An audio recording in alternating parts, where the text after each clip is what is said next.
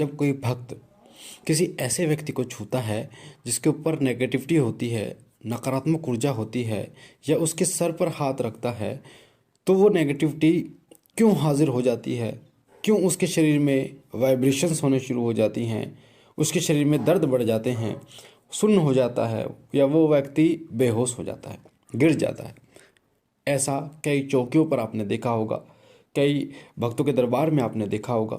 जो लोग दरबार लगाते हैं, जो लोग चौकी लगाते हैं, जब वो किसी व्यक्ति को छूते हैं तो उसके शरीर में अजीब सी वाइब्रेशंस होती हैं, उसका शरीर झलना आ जाता है, हिल जाता है उसका शरीर, या वो शक्ति जो होती है, जो नकारात्मक शक्ति उसके शरीर पर प्रभाव डाल रही है, वो हाजिर हो जाती है।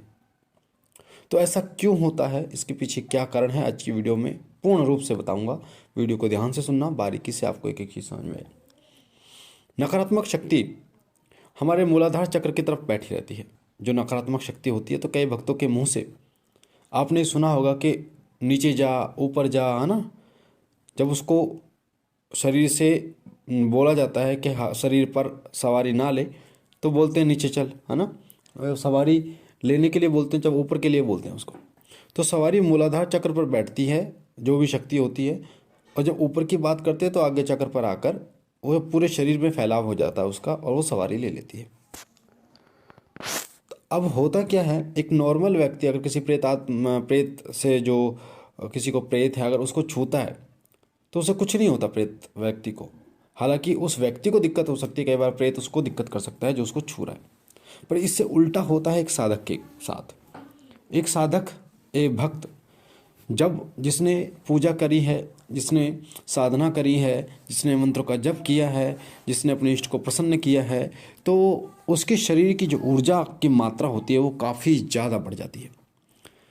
उसके शरीर की जो ऊर्जा है वो इतनी बढ़ जाती है कि अगर वो किसी प्रेत, जिसमें प्रेत है, अगर उसको टच भी करता है तो वो प्रेत नीचे से एकदम ऊपर आ जाता है, उसका शरीर वाइब्रेशन होना शुरू हो जाता है। क्योंकि आपकी पॉजिटिव शक्ति जो है उस नकारात्मक शक्ति को जब टच करती है, एक हिट करती है, तो उसको दिक्कत होती है और वो स्थान छोड़ने पर मजबूर हो जाती है।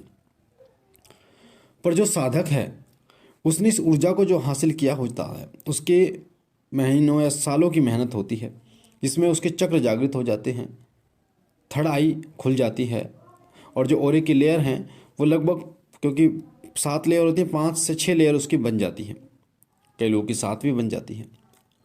तो उसके हाथों यानी पूरे शरीर में, जिस तरीके से आपने देखा होगा, एक बल्ब के चारों तरफ गर्माहट आपको महसूस होगी, या आग के चारों तरफ गर्माहट महसूस होगी, या बल्ब जिस तरीके से रोशनी फैला देता है चारों तरफ, उस तरीके से एक साधक, एक भक्त जब सेवा पूजा करता रहता है तो उसके शरीर से एक तेज निकलता है जो आपको नहीं दिखता, पर उन शक्तियों को जरूर दिखता है जो सकारात्मक होती हैं और नकारात्मक होती हैं।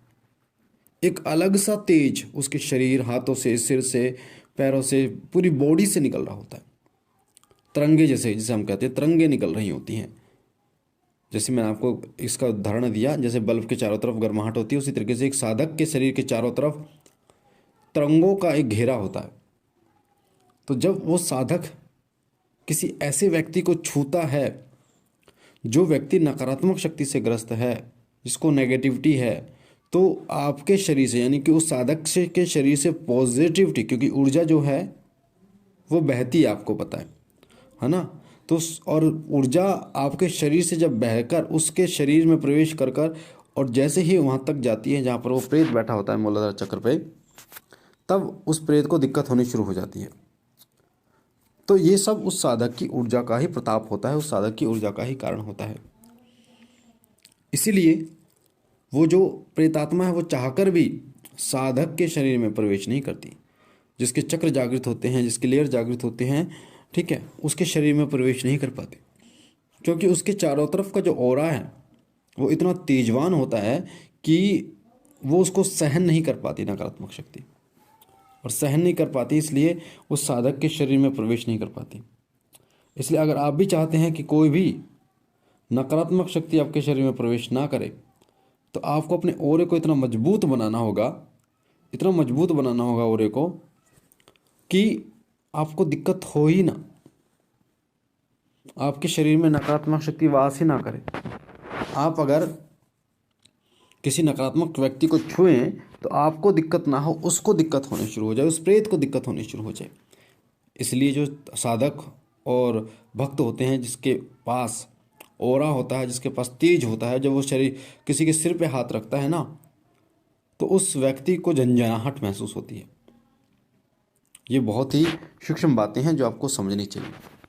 इसलिए अपने ऑरे को बढ़ाइए, अपने तेज को बढ़ाइए, जितना हो जप कीजिए। जप करोगे तो कृपा मिलेगी और 100% आपको मिलेगी।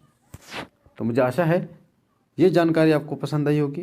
पहली बार चैनल पे हैं तो चैनल को लाइक कीजिए, शेयर कीजिए, सब्सक्राइब